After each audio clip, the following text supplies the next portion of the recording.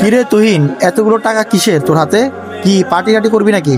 আমাদের বাসার পাশে যে মসজিদে কাজ চলতেছে, ওই কাজের জন্য আমরা সকলে সহযোগিতা করতেছিলাম। আপনি যদি একটু শরীক হইতেন। ও, তাহলে তো ভালো কাজ করতেছিস। তারা দেখি আমার কাছে কত টাকা আছে। আচ্ছা রাখ, ধর 20 টাকা রাখ তাহলে।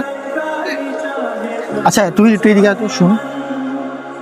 ভাই দেখছেন আল্লাহর কাজের জন্য কত বড় ব্যবসায়ী 20টা টাকা মসজিদের জন্য দিল ভাই। ও ভাই, তাই তো দেখলাম। হ্যাঁ পাইছেন, মানুষের বিবেক।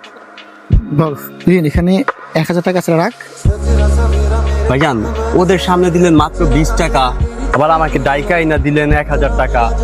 আমি ঠিক বুঝলাম না, আপনি তো ওদের সামনে দিলেই পারতেন।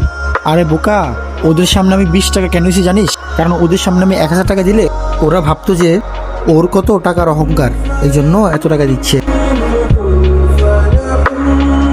গোপনে দান করে ব্যক্তিকে আল্লাহ তাআলা অনেক পছন্দ করে।